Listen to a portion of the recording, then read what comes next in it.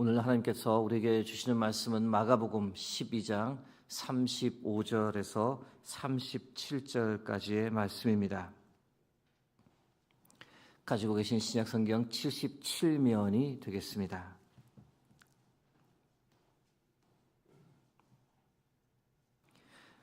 한 목소리로 합독하겠습니다.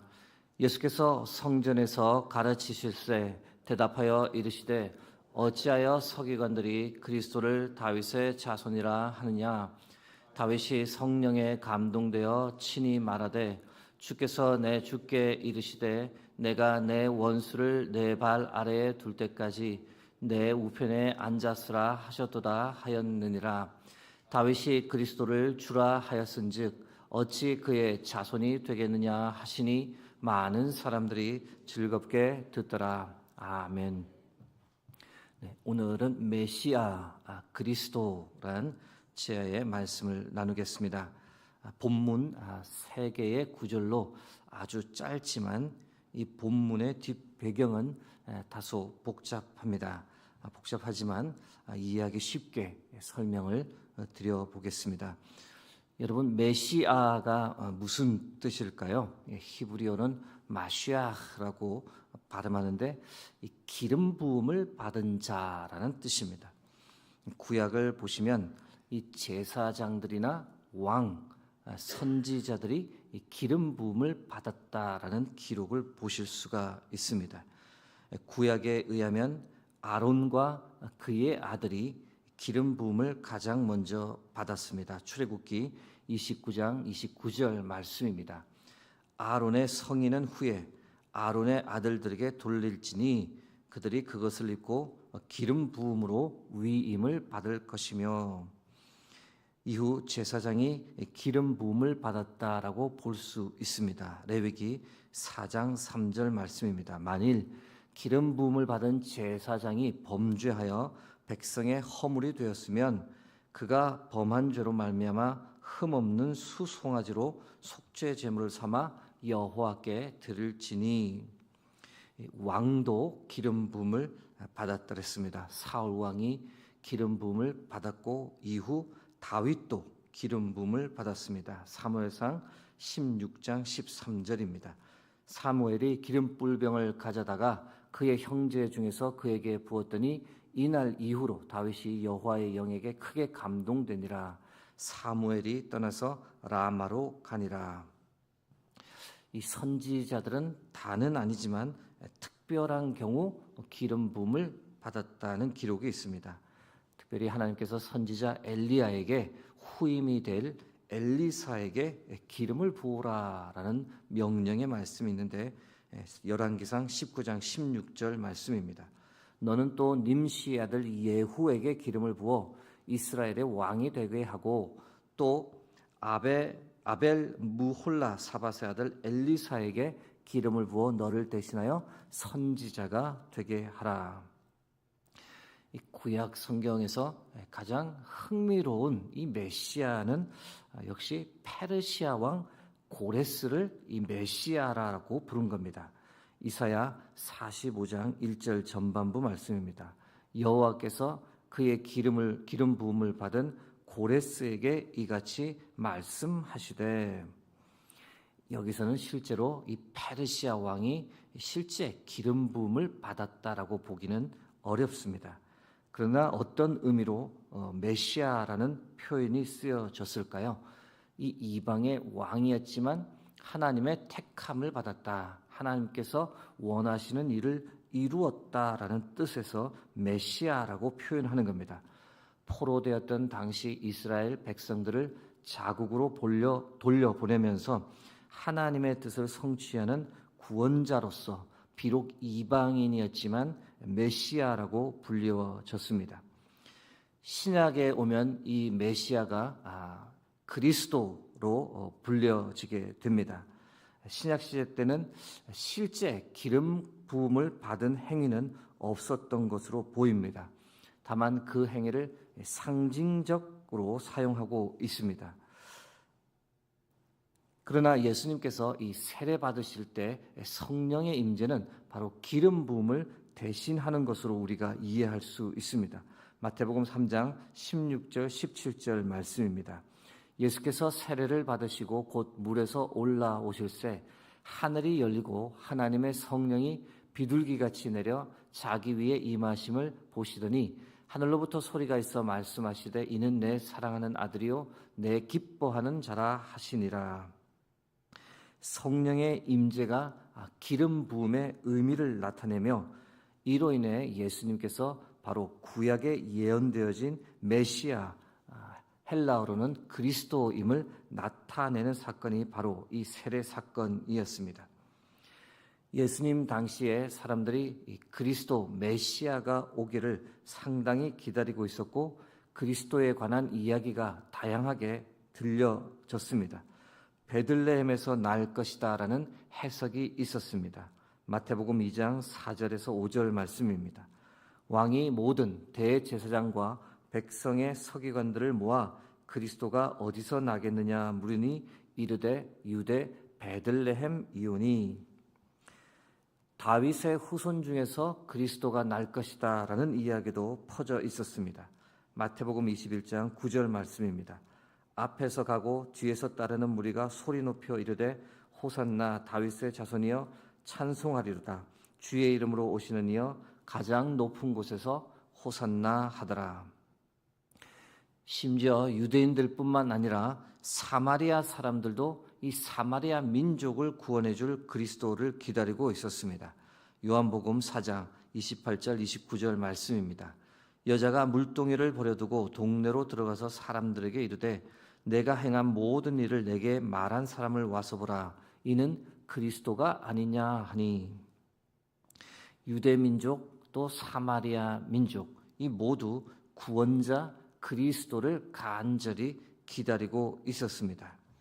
로마의 압제로부터 나라를 독립시켜줄 뛰어난 장군이자 왕이 될 인물을 기다렸던 겁니다. 다윗의 후손 중에서 그런 사람이 나타날 것이다 라고 기대했고 그가 오면 다윗 왕 때처럼 경제적 풍요함이 주어지고 하나님께서 원하시는 공의와 정의가 흘러넘치고 하나님 원하시는 나라를 온전히 세울 수 있다라고 이 사람들이 기대했던 겁니다. 여러분께서 이 그리스도를 기다리는 이 갈망이 2000년 전의 사건으로만 생각하실까 봐 말씀드리는 건데 오늘날도 이 유대인 종교인들은 메시아가 오기를 간절히 갈망합니다. 아미다라고 하는 기도문이 있습니다. 유대인들이 좋아하는 18개의 기도문으로 이루어진 것인데 서서 이 기도를 하기 때문에 아미다라고 불리며 아침, 점심, 저녁 하루에 3번 서서 기도를 합니다. 그런데 이 18개의 기도문 중에 특별히 13번째 기도문 내용을 보시면 바로 이렇습니다. 주의 성 예루살렘에 자비로 돌아오셔서 말씀하신 대로 예루살렘에 거하소서. 속히 우리 시대에 그것을 재건하여 영원한 건물이 되게 하시고 속히 그 위에 다윗의 보좌를 세우소서. 오늘날도 이렇게 기도를 합니다. 14번째 기도문에는 더 구체적으로 표현이 되어 있습니다. 주의 종 다윗의 자손이 속히 번성케 하시고 주께서 구원하심으로 그의 영광을 드높이소서. 우리가 종일 주의 구원을 기다리나이다. 지금도 유대 종교인들은 이 기도를 매일 드립니다. 여전히 다윗의 후손에서 메시아가 나타날 것이다 라고 기다리는 겁니다. 오늘 본문으로 다시 한번 돌아가겠습니다. 오늘 본문에서 예수님께서 말씀하시는 핵심은 아주 간단합니다. 그리스도가 정말 다윗의 후손일 뿐이냐 아니면 그 이상의 존재냐 이 말씀을 예수님께서 하시고 싶은 겁니다. 예수님께서는 분명하게 말씀하시기를 그리스도는 다윗의 후손 그 이상이다라고 말씀하시는 겁니다. 마가복음 12장 35절에서 37절 말씀 다시 한번 보겠습니다. 예수께서 성전에서 가르치실 때 대답하여 이르시되 어찌하여 서기관들이 그리스도를 다윗의 자손이라 하느냐. 다윗이 성령에 감동되어 친히 말하되 주께서 내 주께 이르시되 내가 내 원수를 내 발 아래에 둘 때까지 내 우편에 앉았으라 하셨도다 하였느니라. 다윗이 그리스도를 주라 하였은즉 어찌 그의 자손이 되겠느냐 하시니 많은 사람들이 즐겁게 듣더라. 오늘 본문을 이해하시려면 예수님께서 인용하셨던 시편 110편 1절 말씀을 보아야 합니다. 시편 110편 1절 보시면 다윗의 시라고 되어 있고 여호와께서 내 주에게 말씀하시기를 내가 내 원수들로 내 발판이 되게 하기까지 너는 내 오른쪽에 앉아 있으라 하셨도다. 이 말씀 지금 다윗이 환상을 보는 겁니다. 여호와 하나님께서 좌정에 계신데 그 옆에 누가 있는 것을 보게 된 거죠. 어떤 신적 존재가 있는 것을 다윗이 보았습니다. 이분이 누구이겠습니까? 바로 예수님이셨던 겁니다. 다윗은 예수님을 환상 중에 보면서 예수님을 내 주라고 표현했습니다. 예수님 이 본문을 인용하면서 다윗이 보았고 내 주라고 불렀던 사람, 하나님의 우편에 앉은 사람이 바로 그리스도이시며 바로 자신이다라고 선포하시는 겁니다. 그러므로 자신이 다윗보다 먼저 존재했음을 드러내셨던 겁니다. 이 말씀은 마치 요한복음에 나오는 나와 아버지는 하나다라는 말씀과 같은 맥락의 말씀이었습니다. 물론 이 말씀을 당시 이해했던 사람은 아무도 없었습니다. 심지어 예수님의 제자들도 오순절 성령 강림 사건 이후가 되어서야 예수님이 누구신지 그 비밀을 깨달아 알게 되었습니다. 여러분, 하나님 우편에 하나님과 동격인 성자 예수님이 앉아 계실 것을 누가 그 당시 상상이나 했겠습니까? 하나님께서 단지 이스라엘을 독립하기 위해서가 아니라 전 인류를 구원하기 위해 독생자를 이 세상에 보내실 것을 어느 누가 예상했겠습니까? 메시아가 와서 사람들의 기대와는 정반대로 십자가에 못 박혀 죽으시며 흘리신 그 보혈의 피로 온 인류의 죄악을 정결케 할 것을 그 당시 누가 예측했겠습니까? 여러분, 성령께서 오시지 않았으면 이 사실을 아무도 깨닫지 못했을 겁니다. 예수님에 대한 비밀은 오순절 성령 강림 사건 이후 다 밝혀졌던 겁니다. 성령을 받았던 그리스도인들에 의해 밝혀져 오늘날까지 전해져 내려왔습니다. 여러분, 성령을 받지 않으면 예수님을 결코 그리스도로 하나님의 아들로 받아들일 수가 없습니다. 그래서 성령을 받지 못한 유대인들은 지금도 예수님을 메시아로 받아들이지 않습니다. 유대인들의 예수님에 대한 거부감이 지금도 보통이 아닙니다. 제가 상세히 말씀드리지는 않지만 탈무드의 랍비들이 이 예수님을 모독하는 글이 상당히 많습니다. 예수는 사생아였다, 요술가다, 이단자다라며 예수님을 깎아내리는 주장이 탈무드에 참 많습니다. 여러분, 유대인들이 예수님을 왜 이렇게 강하게 거부하고 왜곡하는 것일까요? 가장 먼저는 예수님의 신성을 받아들이지 못하기 때문입니다. 예수님의 신성을 인정하면 하나님 유일신 사상에 저촉된다고 생각합니다. 그래서 기독교의 주장을 아예 거부하고 유대교에서는 메시아의 인성을 아주 강조해서 이야기합니다. 그래서 유대인 학자 조셉 클라우너는 이렇게 주장합니다. 유대의 메시아는 모든 유한한 존재와 같이 살과 피를 가진 본질적으로는 정령 인간이다. 거룩과 의와 진리의 면에서 그리고 힘과 권위와 관련해서 메시아는 최상의 인간이다. 메시아는 인간일 뿐이다. 예수님을 거부하고 왜곡하는 두 번째 이유는 예수님이 이 땅에 왔지만 이 땅에 아무런 변화가 없다라고 보는 겁니다. 로마로부터 독립하지도 못했고 다윗 왕가 때처럼 참된 평화가 이루어지도 못했으니 어떻게 예수가 메시아일 수 있냐? 즉 자신들이 기대하던 왕적 정치적 메시아성과 전혀 맞지 않기 때문에 예수님을 거부하고 왜곡하는 겁니다. 이제 말씀을 맺고자 합니다.